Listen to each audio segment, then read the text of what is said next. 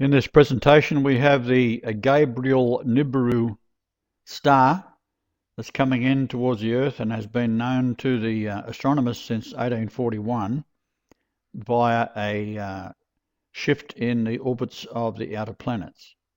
Some magnetic force was causing that, and they assumed it was planet X.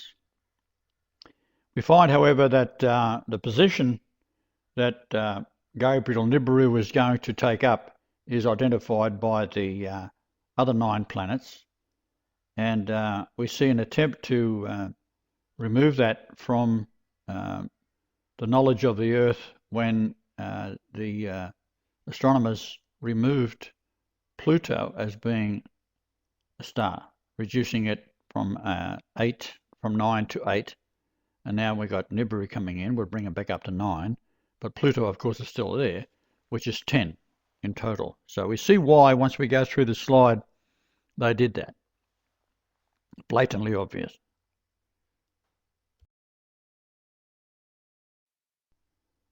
As said, Nibiru is the angel Gabriel.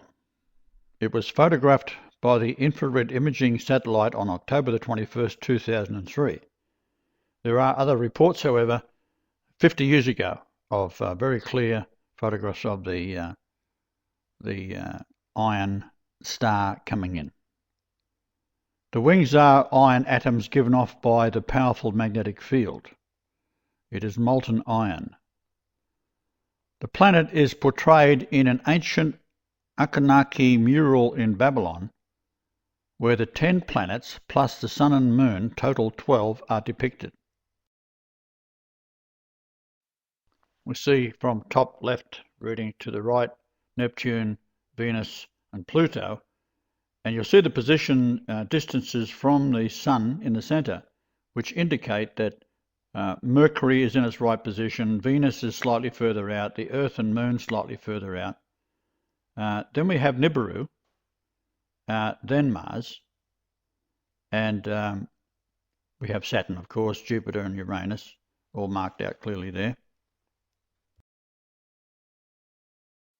I've overlaid the Nibiru Gabriel in that position there to show that it's the counting from Mercury, the 4th out.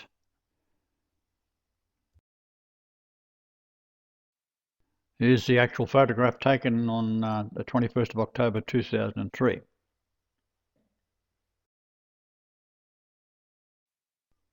In the next slide, the positions of the planets show the 12 spheres and the approaching Gabriel Nibiru, and how it will settle in between the Earth and Mars.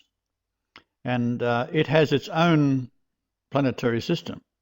7 planets orbiting it are the 7 angels of Revelation. So when you back engineer the book of Revelation, you can see that it is referring to Gabriel, who is the angel of God, because God has come to the earth. And as God has come to the earth, its angel follows. So the messages are angels and stars.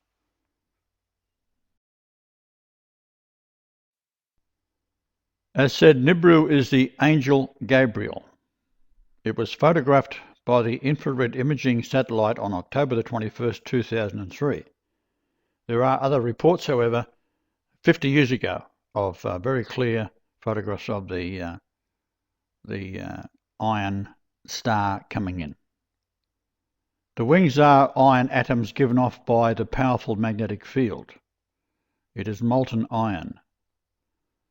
The planet is portrayed in an ancient Annunaki mural in Babylon, where the 10 planets plus the Sun and Moon, total 12, are depicted.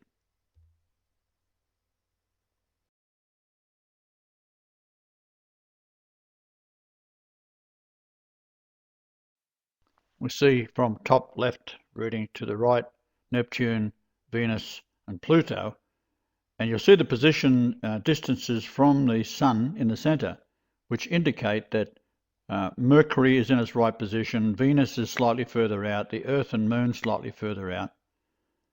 Then we have Nibiru, then Mars, and we have Saturn, of course, Jupiter and Uranus, all marked out clearly there.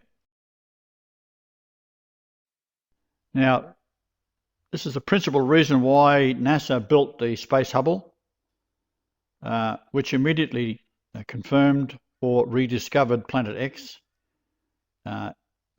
Its space images so detailed, the race was on to build underground bunkers where the elite would go into hiding, leaving the rest of mankind to be burned alive by Nibiru. And I should add that they are also trying to ignite the surface of the Earth with an air bomb by releasing either a nuclear blast or bringing some asteroid in to hit the Earth to set off all the gas fracking that's been done in the United States and Australia, which would totally annihilate the Earth. There's also talk that they're trying to set off a nuclear bomb. And of course, when we look at the attempt that they made to give rockets armed with nuclear warheads to Iran, and they refused to take them, the idea was that they wanted to start a war with Israel, and the people in Israel, that don't matter at all to the ruling elite. They are not Jews anyhow, they just think they are. And the idea was to sacrifice them all anyhow. This is the idea also of the double cross, the hands being crossed in the skull and bones tradition, and can be seen on the British flags when the ships sail back into port. They fly the skull and bones. So the crossed arms means double cross. You can double cross anybody and anything. So therefore, the Jews who think they are doing it for their God, Lucifer, will be double crossed anyhow, as will those above them, which are the Zionists that think that they can escape the coming judgment of God by going underground, yet they will be locked underground and burnt alive because Satan wants every human being dead, irregardless of what they believe in and whether they think it is God or not. It wants to get rid of all of the creation of Yahweh.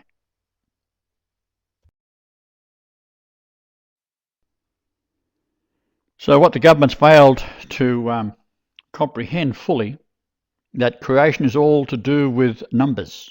However, their god Lucifer manipulates men to have their own ideas, while hidden from them, the devil, Lucifer, is a real angel that cannot exist on the earth as a being, but only as a spirit. This is evident in the Vedas of the Hindu religion. It tells of a story of how the fallen angels were allowed to come back to the earth after the flood. For prior to the flood, they were able to come as angels, and of course they then mated with women and produced this race of giants that had to be destroyed.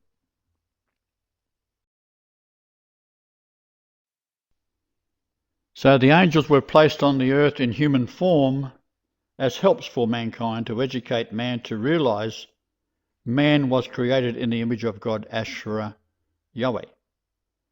They were to bring all races into paradise via the 12 tribes of Israel. They, the youngest race in all of the world, which were Hebrew. The fallen angels in human form mated with the women and produced offspring that were continually evil, taking the earth for themselves. And as I said, the flood was necessary to eliminate the evil.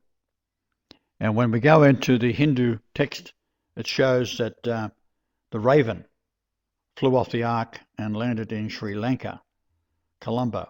And if you go to India today, they will tell you that no man was ever supposed to occupy Colombo, Sri Lanka, because they would become infected by the demons. And this is actually what the case is today. We have the camel, is what they call themselves, that are creating all sorts of havoc throughout India.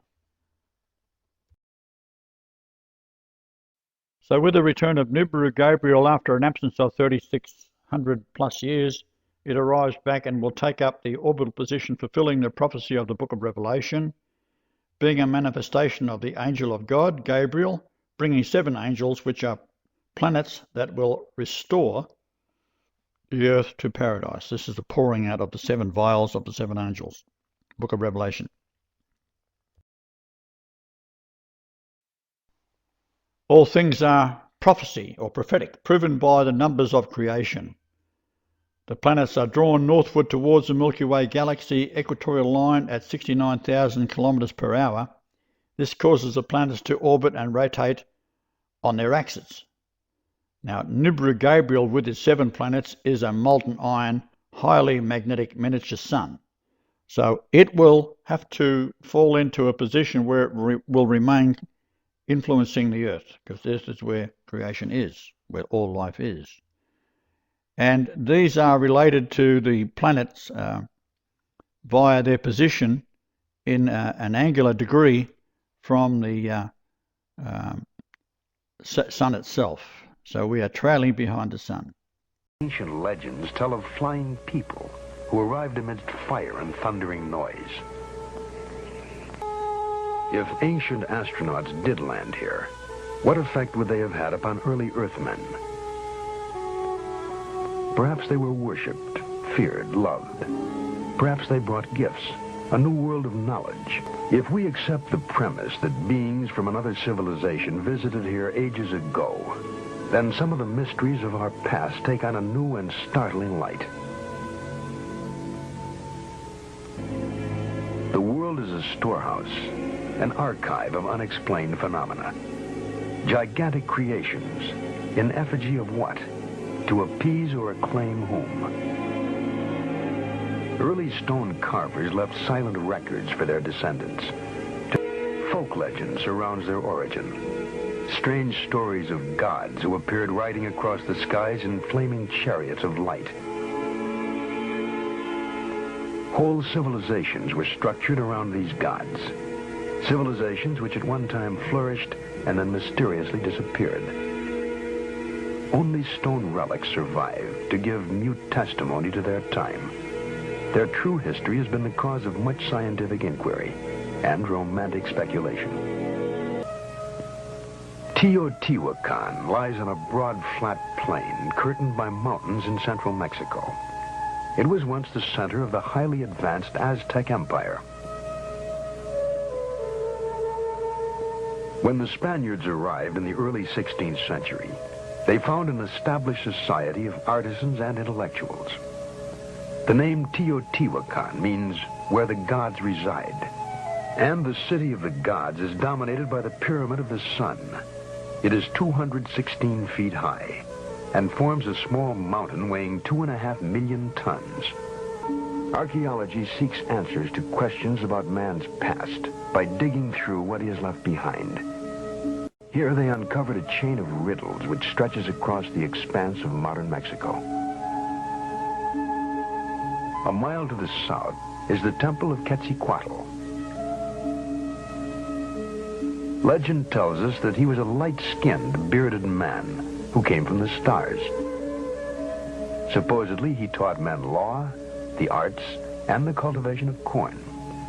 The head of a great feathered serpent represents the god Quetzalcoatl. When Quetzalcoatl finished his mission on Earth, he departed to his native star, promising to come back someday. It is a pervasive part of mythology that gods fly to the stars with a pledge to return. The strain runs through all folklore.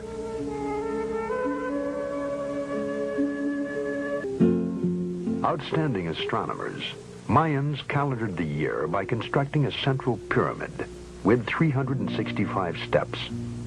They also developed a formula to predict eclipses without ever knowing about the revolution of the Earth, Moon, and Sun. There is no way of telling how they discovered these secrets. Some ancient astronaut may have told them of the solar system in which they lived. A stone relief portrays a god in a helmet with projections resembling antennae. The Mayans named their patron Kukulkan. In every 6,000 years, the Mayan calendar is off by only one day. Such was the gift of Kukulkan.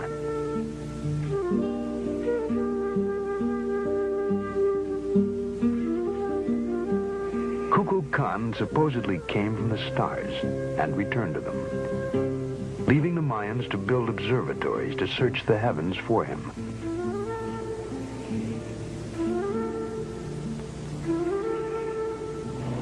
Perhaps with our modern observatories and telescopes, we are still searching for Kukulkan and Quetzalcoatl, who deserted to ancient skies. Guarding the headwaters of the Amazon River are the ruins of Machu Picchu, an outpost of Peruvian Inca society. There is a curious folk legend surrounding the origin of this fortress.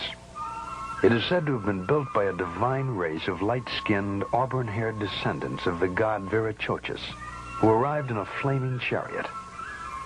Nothing remains of these supposed people, but the legend goes on to say that they abandoned their citadel and returned to the skies.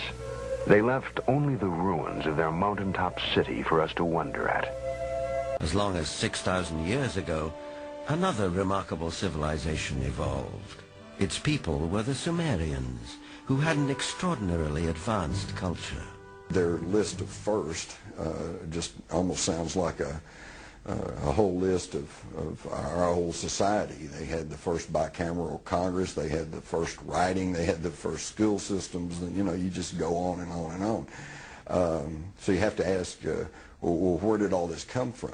And I think that you need to turn to the ancient Sumerians themselves and listen very carefully to what they have to say, because what they have to say, not just in one place, but over and over and over again, is that they were taught civilization by these beings that came from the heavens to the earth. The Sumerians wrote down their history on clay tablets like these, which lay ignored in a Berlin museum for half a century.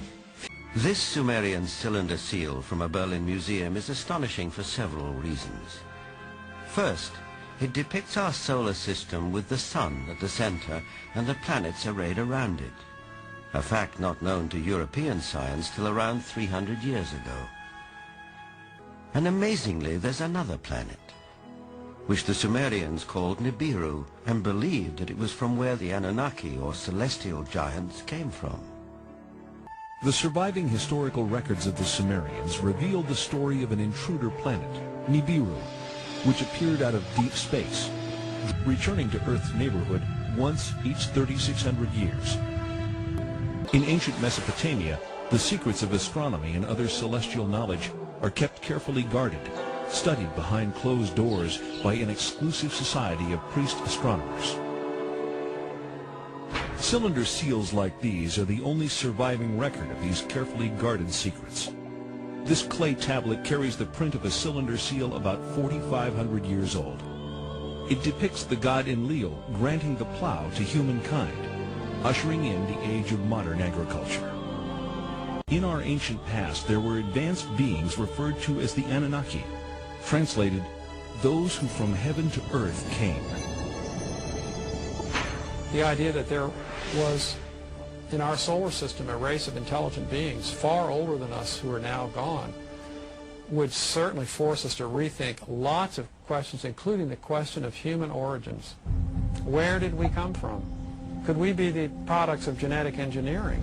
Thanks to the science of archaeology, experts now know that the first great civilization emerged almost 6,000 years ago. The people of this society were called Sumerians, after their land, Sumer, in the Great Plain between the Euphrates and Tigris rivers, today's Iraq. The book of Genesis calls the land Shinar. For generations, biblical scholars either ignore biblical references to ancient kingdoms or categorize these as legend or lore. Through the study of historical relics and the translation of ancient languages, many biblical researchers now believe that the previously questioned Old Testament references are indeed historically authentic accounts of flourishing, advanced cultures. If you study the Genesis document, God made Adam out of clay and then took Eve out of his rib, one of his ribs, etc. If you study this document, you discover that it's really a much shorter version of a much more complicated document that comes out of Babylonia and then out of Sumer and so on. Now, these ancient texts give a really complicated story of powerful non-human godlike beings actually engineering us, making us for specific purposes. How would we as a culture respond to incontrovertible evidence of a species of beings that not only preceded our own but actually engineered mankind? Directed panspermia, another scientific theory, suggests that life on Earth is seeded by a race of beings from outside the planet, not by chance, but as the deliberate activity of an otherworldly society. The Sumerians point to the Anunnaki as the creators of mankind, our own benefactors of life. How was Adam created? According to the Sumerians, it was by genetic engineering, fertilization in vitro.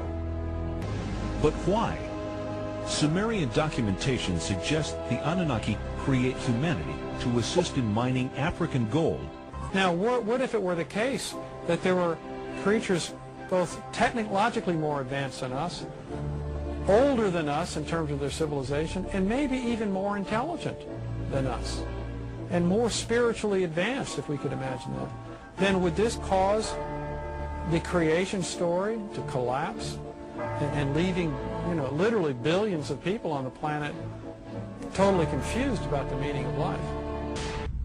Legend has it that when the Anunnaki came back after several thousand years to see how their genetic handiwork had turned out, they found the Earth females irresistibly attractive. Hey guys, I just wanted to show here on this Anunnaki picture. I'm going to talk about the Anunnaki and their relevance to the pineal gland, and see what's going on with the watchers also. If you see up here on the right of this picture, this is one of the ones you see a lot of times. You see him holding the pine cone pineal gland here. Now in Zachariah Stitchin's writings, he talks a lot about that they could put on and off their bird helmets depending on what they wanted to do. So we don't know if this is his face or it's just a helmet. Okay, we see the pineal gland there. If you look, all these drawings are built upon one drawing upon the other. If you see here, we can see the face of a different type of an alien. See the big forehead, the eye, and then him reaching right into the back of the head, right where your pineal gland would be, and he's picking that out. You see this? Could be his horn. Now on him, it's just a horn of plenty. This is like the horn of plenty. You see his face right in there, grabbing the pineal gland. Now there's etchings in each one of these things all around here. Even into each one of these little marks here means something upon his body as far as something's going on for him. Now we look over here on the left, you can see the beams of light coming down. I believe it's coming down. And if this is a soul descending, this is our soul being created, since we're becoming born at that point, coming down to the tree of life. That's where our souls are. Remember, Jesus came down and created us. Okay. Now, each one, piece of paper. On the other, each one of these feet on each side, you can see the guy's head here, for one thing. Let's stop right there for a second. Look at his head. See his face sticking out. See how this little line is right here? See, you can see in the etchings, and it finishes his face. Okay, on the left side here is the sheep. You can see like the sheep-looking foot. On the right side is the reptile. See the horns? It's the reptile and the sheep. All this is about us being blended together somehow with DNA. What this whole darn thing's about. See that guy up there with his horn and his pineal gland behind him? Now, on this side, let's say we had the soul descending to the tree of life. And we've had the pineal gland here. And it's coming down. I'll show you my wax paper. As it descends down here into this arm, this is a man's face right here. See his little eye and his mouth? He's laying on his back. There's some old lore about Nimrod saying, hey, don't even go near those Sumerian priests and their knives. He was even scared of them, saying they could take your soul. See the knives here? As the soul descends, or as the man descends in there, they're killing it. Okay? They're killing the soul. This is the DNA pouch. In the show The Ancient Aliens, they try to say that this is his spacesuit stuff. This is actually DNA coming from the fallen angel through the horn of plenty. DNA going into the pouch, mixing. All of this is mixing together, and with the man. It's all of us being mixed together all the way through. And you can see the guy's head. See the little fallen angel's head right here? I'll get you other picture. It's a little bit easier to see when it's like that. See the bulbous head here? Mixing with this man through these two spouts. You see his face right in there? That's his face. The two mixing together. The fallen angel, the watcher, whatever, each one. One thing over here you can even see more. You can see demon faces over here, of course. Now over here inside this bucket, after it's all said and done, he has the soul of a man. See the soul of a man inside the bucket? He's ready to take the soul of the man. From here it's descended on down, and now he's stolen the soul of man. So he's messed with God's creation like that. He's ended up making it become an abomination, and he's created a pretty messed up dude. And right here you can see on the Sumerian drawings here the tree of life, obviously. And here this man with the phallic symbol. See him interjecting his seed into the tree of life? All of these are DNA strands. These little foils all along here. See how he's putting a pine cone in his head? Right out here he's waiting on the bucket. Now the finished product, after all the DNA transitions and everything ends up, and this is the finished one. It comes out, it pops out right here into this bucket, and it's the tree of the Ankh symbol, their symbol of life. That's you, that's your soul. After it's all said and done, they basically create your soul into a biscuit so that they can probably eat it or something, or get, who knows, just freaking crazy, these darn things. Okay, thanks a lot, and I say the pictures don't lie, so you can look into all those yourself. We see each thing going on here with it squirting out right over here, right into the little bucket. We know they're doing some pretty darn crazy stuff. Okay, thanks a lot, everybody, and remember, just go look at that stuff. Check it all out. Thank you. Talk to you later. Bye. To the ancient humans on Earth, it resembled a sort of tree, since it consists of an interwoven lattice of electronic field generators and receivers. The electronic field detects the presence of ISBs, whether the ISB is occupying a body or if they are outside a body. A portable version of this detection device was carried by each of the members of the Domain Search Party. Stone carvings in Sumeria showed winged beings using pine cone-shaped instruments to scan the bodies of human beings. They are also shown carrying the power unit for the scanner, which are depicted as stylized baskets or water buckets being carried by eagle-headed winged beings. Members of the aerial unit of the Domain Search Party, led by Ahura Mazda, were often called winged gods in human interpretations. Throughout the Persian civilization there are a great many stone relief carving that depict winged spacecraft that they call a Faravahar. Members of the aquatic unit of the Domain Search Party were called Ons by local humans. Stone carvings of the so-called Ons are shown wearing silver diving suits. They lived in the sea and appeared to the human population to be men dressed to look like fish.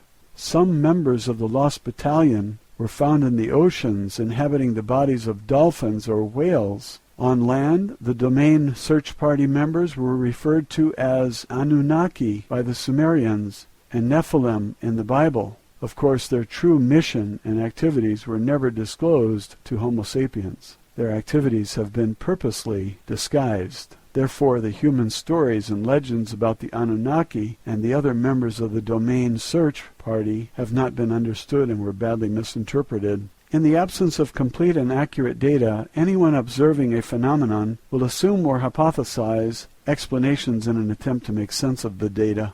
Therefore, although mythology and history may be based on factual events, they are likewise full of misunderstood and misinterpreted evaluations of the data, and embellished with assumptions, theories, and hypotheses which are false.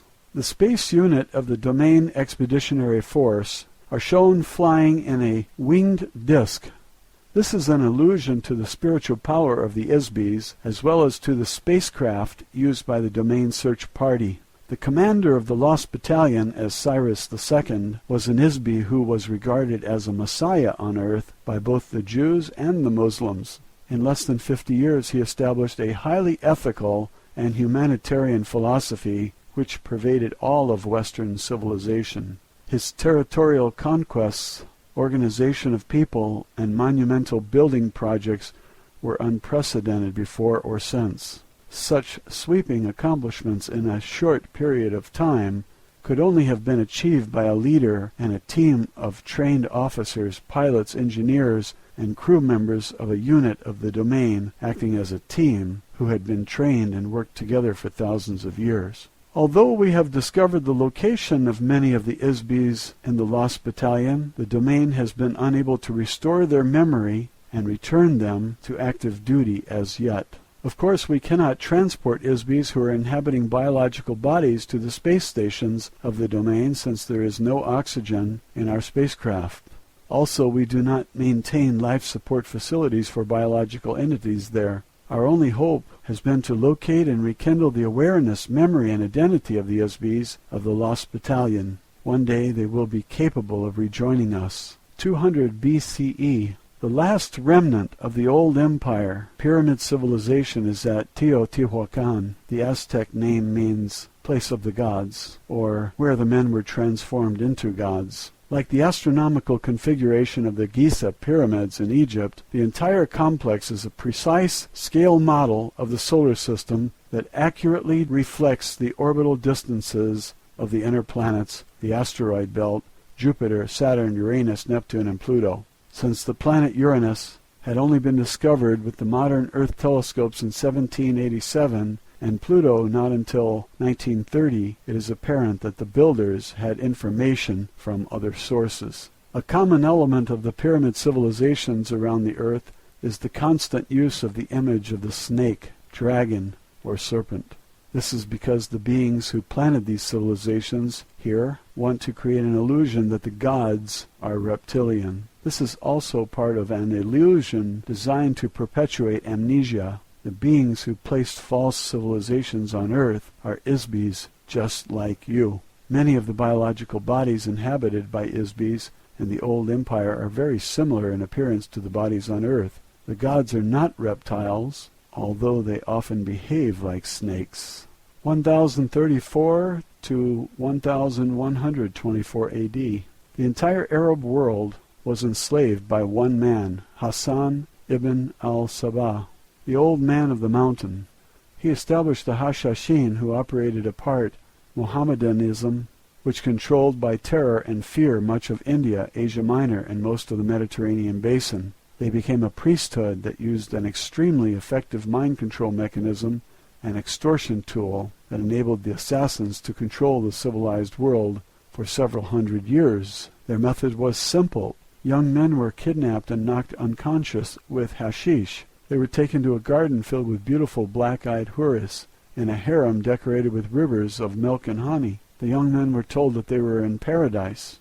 They were promised they could return and live there forever if they sacrificed themselves as an assassin of whomever they were commanded to kill. The men were knocked out again and shoved out of the world to carry out the assassination mission. Meanwhile, the old man of the mountain sent a messenger to the caliph, or whatever wealthy ruler from whom they demanded a payment, demanding camel loads of gold, spices, incense, or other valuables. If payment did not arrive on time, the assassin would be sent to kill the offending party. There was virtually no defense against the unknown assailant, who wanted nothing more than to carry out his mission, be killed, and return to heaven.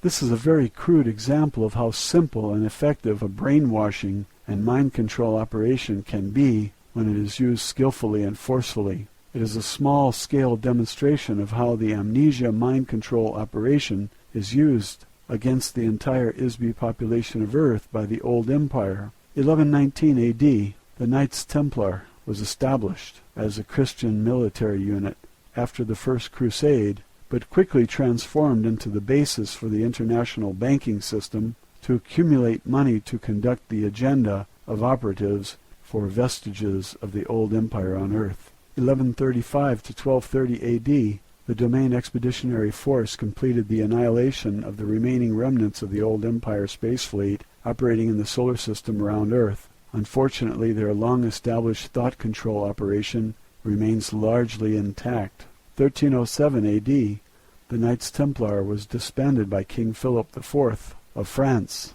who was deeply in debt to the order. He pressured Pope Clement V to condemn the order's members, have them arrested, tortured them into giving false confessions, and burned them at the stake in an effort to erase his debt by seizing all of their wealth. The majority of the Templars fled to Switzerland, where they established an international banking system which secretly controls the economy of Earth. Old empire operatives act as an unseen influence on international bankers. The banks are operated covertly as an on-combatant provocateur to covertly promote and finance weapons and warfare between the nations of Earth. Warfare is an internal mechanism of control over the inmate population. The purpose of the senseless genocide and carnage of wars financed by these international banks is to prevent the ISBs of Earth from sharing open communication, cooperate together in activities that might enable ISBs to prosper, become enlightened, and escape their imprisonment.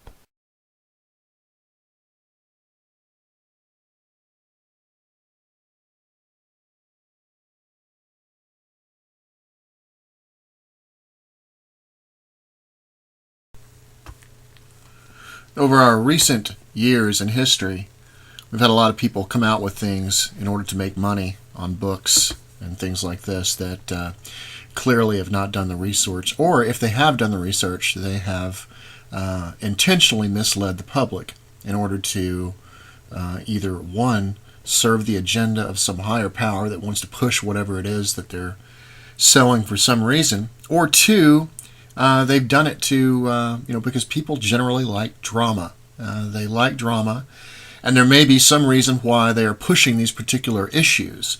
The alien issue, which they have turned into being these things called fallen angels, these types of people, or the people that over the recent years in history, I guess all the way back and probably until the early like 500 or 600 AD or something, when Pope Gregory the Great came out with the word Lucifer, meaning something having to do with Satan, which it doesn't because it's mentioned sarcastically in regards to a Babylon king, which is identified as a man later on in Isaiah.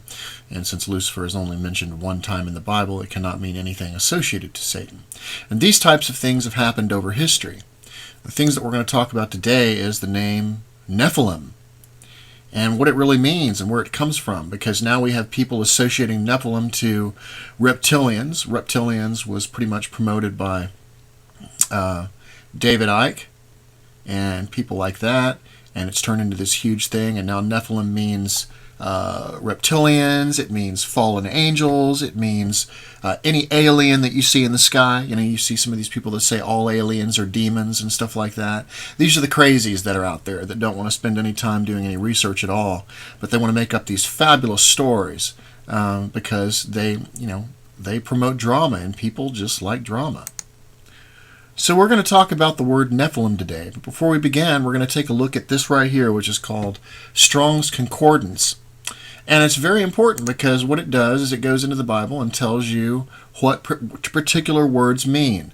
So if you use the King James Bible, for instance, as you go through the Bible, you can actually take a look at the meanings of the particular words that are used, because they are derived from Hebrew words. When we take a look in the Old Testament, for example, they're derived from Hebrew words. So here it is. So Strong's Exhaustive Concordance of the Bible, generally known as Strong's Concordance, is a concordance of the King James Bible that was constructed under the direction of Dr. James Strong in 1822 to 1894, and first published in 1890. Dr. Strong was professor of exegetical theology at Drew Theological Seminary at the time.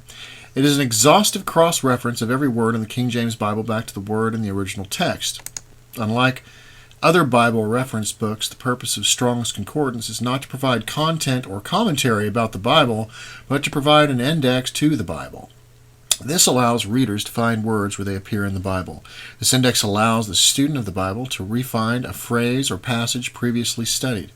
It also lets the reader directly compare how the same word may be used elsewhere in the Bible. In this way, Strong's Notes provides an independent check against translations and offers the opportunity for greater and more technically accurate understanding of text. Strong's Concordance includes the Hebrew root words, and this is for the Old Testament. And it's important to understand that the Old Testament does not belong to the Catholic Church. They took over the Old Testament and they put it in their Bible. But the Old Testament belongs to the Hebrew a long time ago. And so when we take a look at the words and the definitions in the Old Testament, it has nothing to do with what the Catholic Church or the modern church believes. It has to do with what they believed when they wrote the Old Testament a long time ago. And these certain words that are used in there are derived from certain Hebrew words. James Strong did not construct Strong's Concordance by himself. It was constructed with the effort of time of more than 100 colleagues. It has become the most widely used concordance for the King James Bible. So there you go. So when we take a look, for example, in the Bible, we're going to be taking a look at the word Nephilim. For those of you who believe that you should only be reading the King James Bible, well, then you have nothing to worry about, because the word Nephilim is never in the King James Bible. In fact, the word Nephilim is substituted for giants. If you take a look here, we see the word Nephilim in the New International Version. And it says in those days and for some time after, giant Nephilites. Okay. And then it says the Nephilim were on the earth in those days on the English Standard Version. We see in the New American Standard Bible the Nephilim were on the earth in those days. And in the King James Bible we see there were giants in the earth in those days. So the word Nephilim and giants are used interchangeably here. The Nephilim were on the earth in both those days. The Nephilim were on the earth. So in King James Bible, specifically, folks, there is no mention of Nephilim. So then we have to understand, what does the word giants mean in the King James Bible? Now, in order to find the word Nephilim, and I'm using the eSword Bible application here. It's got all of the books of the Bible here. And you'll notice here up at the top, I've got Old Testament where it's being searched. We're going to search for Nephilim in the whole Bible here. And we'll find that when doing a search,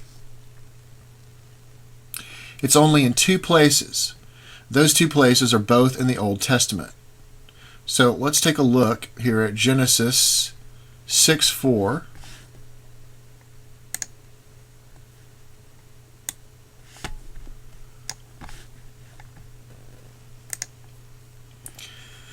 And what you see right here in green are the various definitions for what these things mean, what these various words mean. These are derived from the translations of Hebrew. So when they put giants here in the translation, we can actually see the definition of what they mean from the Hebrew when it was translated into the Bible. Right here we have a parallel. And we can see the various Bibles that I have loaded here inside eSword. And it says, there were giants in those days and also after, that when the sons of God came unto the daughters of men, and they bare children with them. But when we take a look at the other ones, for example, when we take a look at the other ones, and in those days and for some time after, giant Nephilites lived on earth, for whenever the sons of God had intercourse with women. So it's not putting the Nephilim in the same context as the people who actually had intercourse with the women. It says that they lived on the earth in those days, and also afterward, when the sons of God came into the daughters of man. So they're not the same as the sons of God. Otherwise, it would say the Nephilim came into the daughters of men, and they didn't. It's mentioning two different things in the same sentence. But I digress there. Let's take a look at the definition of what the Nephilim actually is. Now, since it's not listed in the King James Bible, we have to go with what they give us as their interpretation, and that is giants. And when we take a look at H5307, it says, from H5307, properly a feller, that is, a bully or a tyrant. So the giants that are being referred to have nothing to do with aliens, reptilians, angels, or anything of the sort. They're referring to giants, meaning tyrants or bullies, kind of like what we're dealing with today, kind of like the large corporations and things like that. And it may very well be possible that they are trying to misdirect people in some instances so that they can't associate what's happening here to what is actually happening today. If you are a true Christian and you actually read the King James Bible and you are interested in really knowing what's going on, why would you accept anything different than what's actually being shown here in the Bible? If you enjoy the drama, then you're definitely not defining things correctly. And so what good is that for you if you're not going to trust what the Bible is giving you? Seems to me is that you're lukewarm, what they call Christians in the Bible. You believe what you want to believe when you want to believe it. The fact is that the word Nephilim means tyrant or bully, and it's clearly marked right here as the word in the definition using the Strong's Word Concordance. So there you go. I hate to break the news to you folks, but Nephilim has nothing to do with aliens or fallen angels or anything. Also, there is no place in the Bible whatsoever, in any of the translations, that you will find the word fallen angel. I type in fallen angel here, and we'll just look in King James, for example.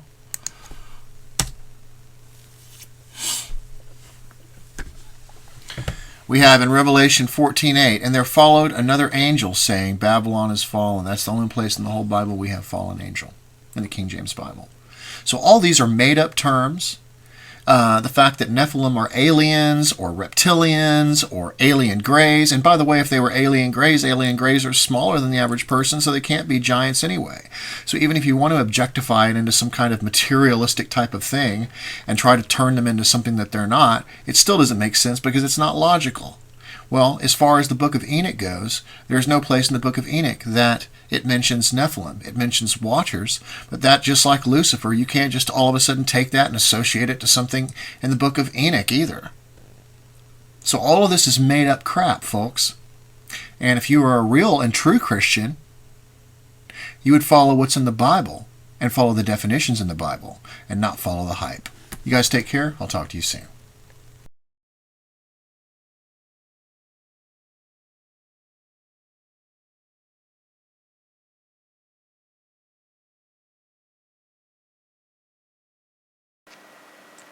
A prince in the royal palace was the first to take up arms. By words of promise, the other princes he agitated. Alalu was his name. Let Lana be the king no more, he shouted. Let decision supplant hesitation. Come, let us unnerve the king in his dwelling, let him the throne abandon. The princes to his words gave heed. The gate of the palace they rushed. To the throne room, its entrance restricted. Like on rushing waters they went. To the tower of the palace the king escaped. Alalu was him pursuing. In the tower there was a struggle. Lama fell down to his death. Lama is no more, Alalu shouted. The king is no more, with glee he announced. To the throne room Alalu rushed, on the throne he himself seated. Without right or counsel, a king he himself pronounced. In the land unity was lost, some by the death of Lama rejoiced, others by Alalu's deed were saddened. Now this is the account of the kingship of Alalu, and of the going to earth. In the land unity was lost, about the kingship many were aggrieved. In the palace princes were agitated, in the council councillors were distraught. From father to son, succession from and on the throne continued. Even Lama, the eighth, by adoption a son was proclaimed. Who was Alalu? Was he a legal heir? Was he firstborn? By what right did he usurp? Was he not a king's slayer? Before the seven who judge Alalu were summoned, his fate to consider.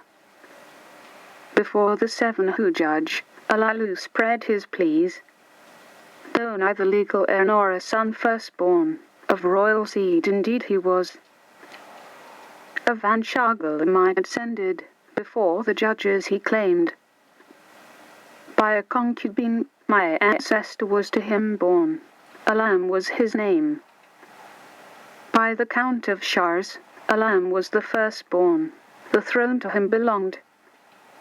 By conniving, the queen his rights put aside. A law of the seed from naught she created, for her son the kingship obtained. A land of kingship she deprived, to her son instead it was granted. By descent of Alan's generations am I continued, the seed of Vanshagal is within me. The seven who judged to Alalu's words gave heed. To the council of councillors they passed the matter, truth or falsehood to ascertain. The royal annals from the House of Records were brought forth, with much care they were read. And to the first royal couple were 3 sons and no daughters to them were born. The firstborn was Anki. He died on the throne.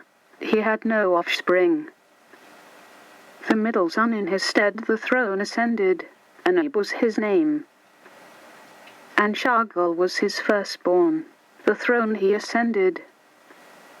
After him on the throne kingship by the firstborn did not continue. The law of succession by the law of the seed was supplanted. A concubine's son was the firstborn. By the law of the seed of kingship he was deprived.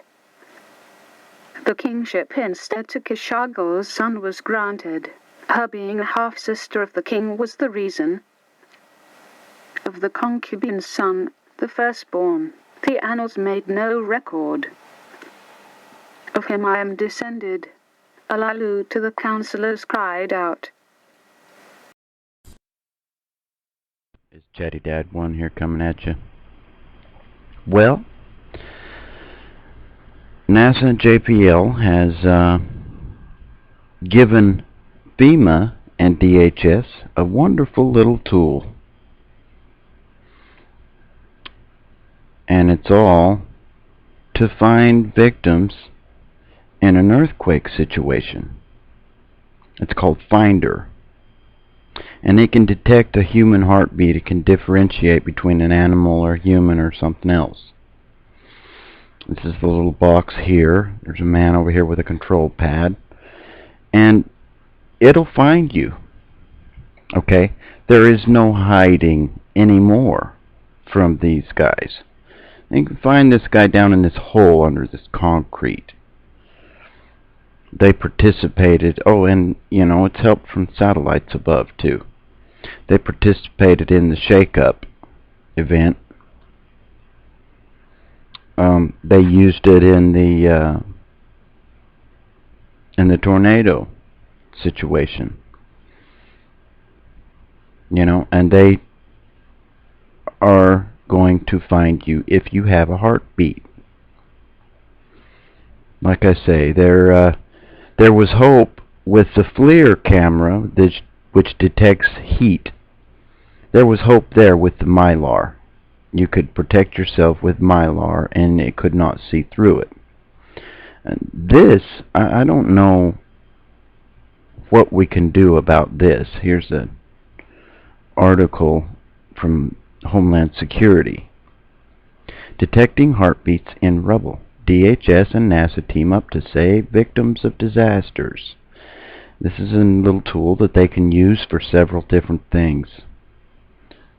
It'll detect people, not just survivors of earthquakes, but people that they're after too. Anything that's made for good can be used for evil. Remember that. And it will be. Like I say, there is no hiding. If you can't hide in this rubble somewhere and camouflage yourself, there is no camouflage against this technology. Maybe there is. Maybe we could possibly put some kind of a device on that will mask our heartbeat, maybe phase it out or something. There's got to be something that people can do to protect themselves against this. Here's some images, some more images from Google Images for this finder from JPL. And you can see radar-based technology can locate individuals. There's a better shot of this little pad that they can detect you and the direction that you are at. Here's a guy in the military with a little device, okay? So it's being used for defense industries as well.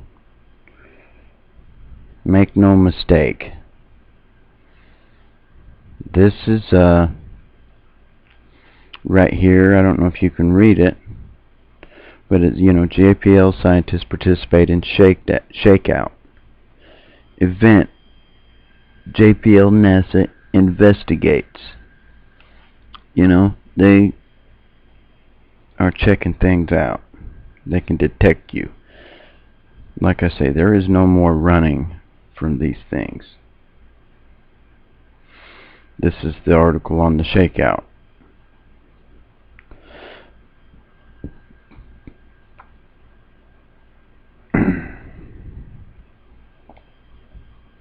And, what a time we live in.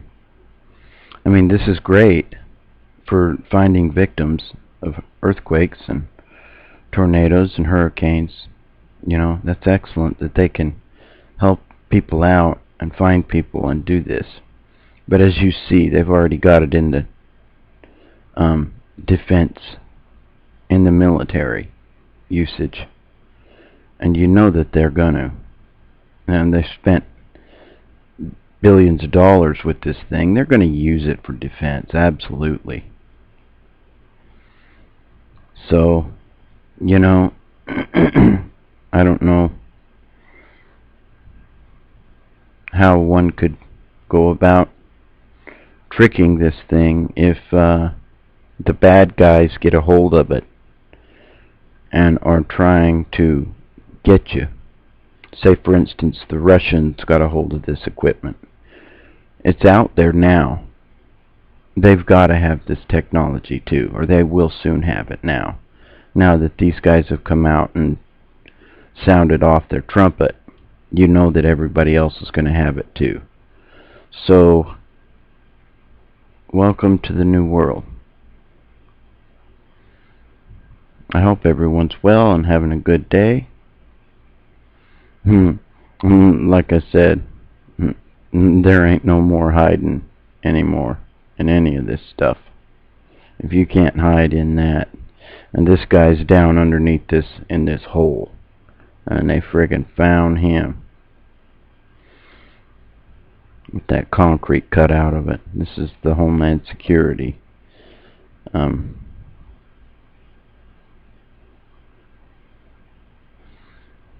article about it. Some more pictures from FEMA. See, there's the guy down in that hole.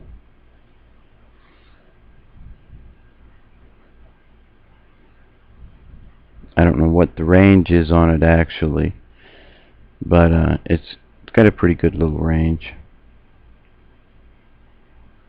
Oh, that's for another video. Sorry. Anyway, I hope everyone's well, having a great day. This is Chatty Dad 1. Share this video with everybody you know. And God bless and good luck to us all. Never give up your guns unless that's your plan, or your rights will go right along with them. And like I say, there may not be any hiding anymore from any bad guy. Now, who knows who will get this technology. This is Chatty Dad 1. Over and out. Something I like to cover here. As you can see here, Any sufficiently advanced technology is indistinguishable from magic.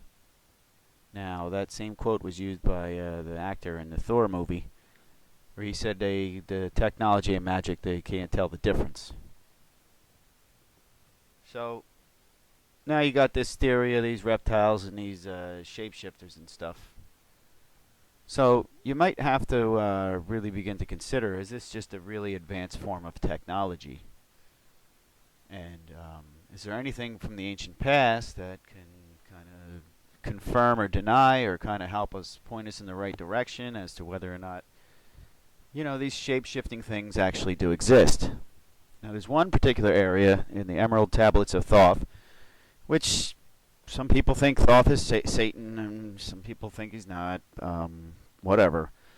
But what I'm just going to take it from here is the 8th tablet. I'm going to read a little bit here for you. And then I'm going to show you some videos here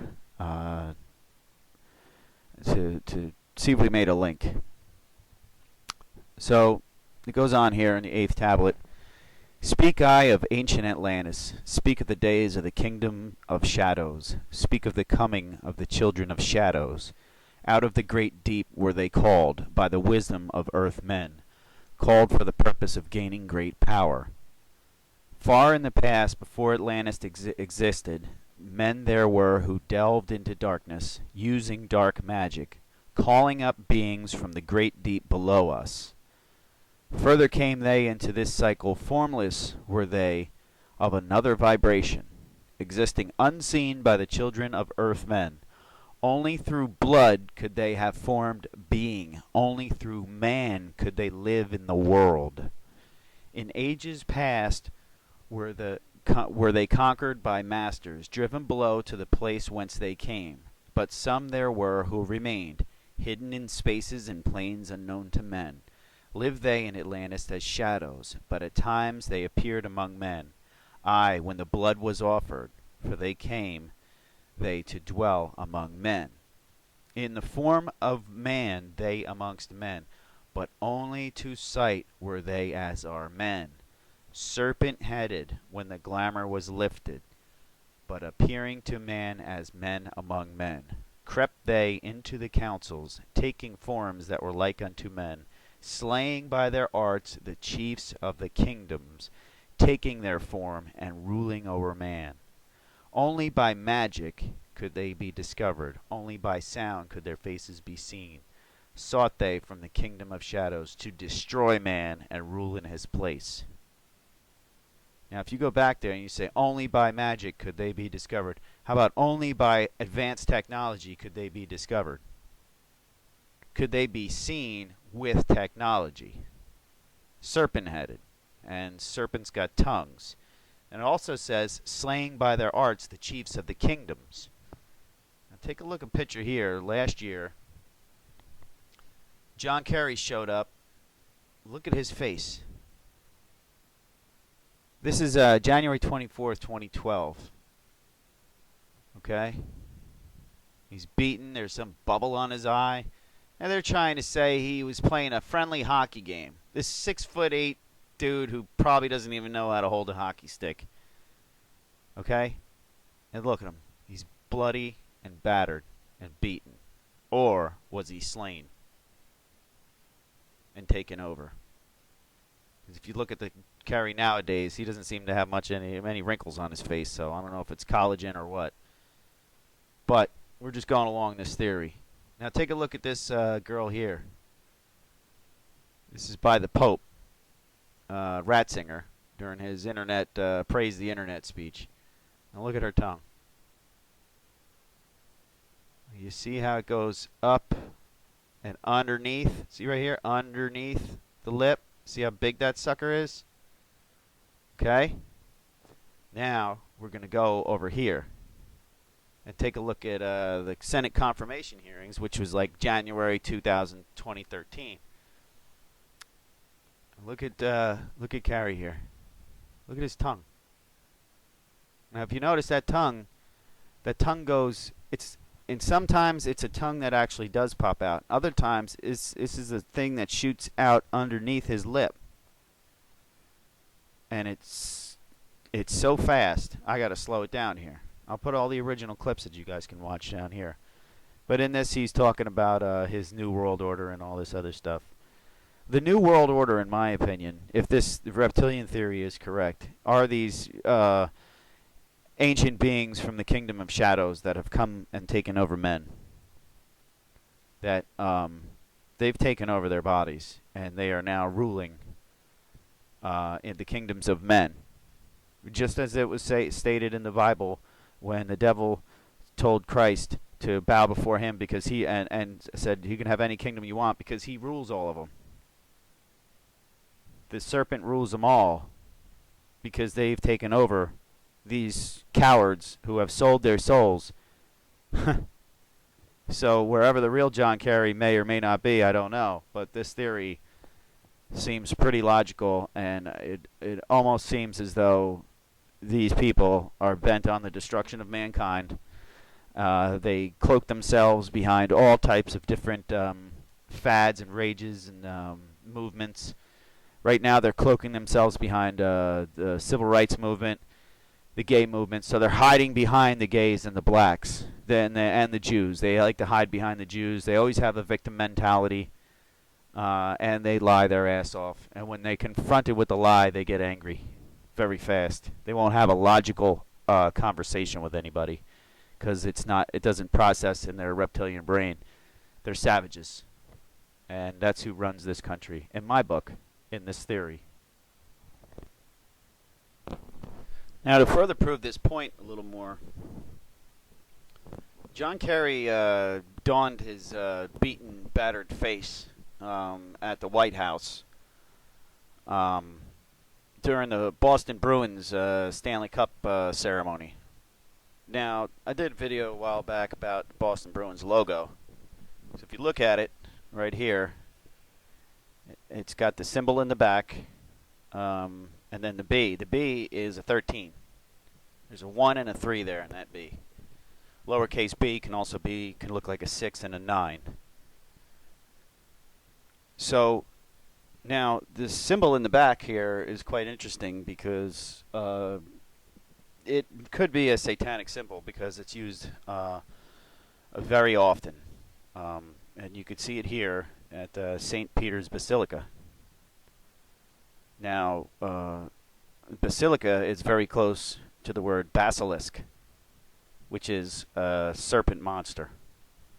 So now it's up to you to decide whether or not it's possible that all the rulers of the world and all the rulers of all the religions are compromised, and this whole entire world is being hijacked by ancient entities that dwell in the shadows and come from another realm or vibration.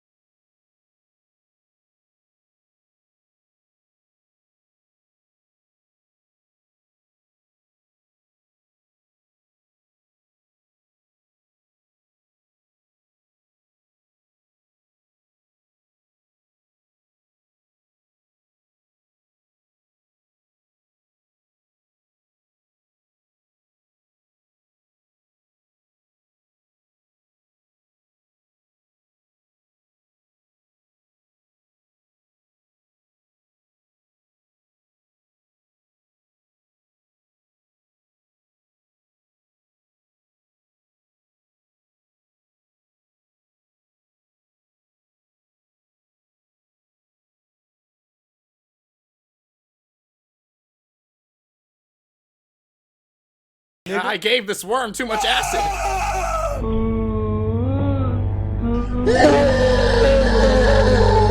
Yo, how high are you right now?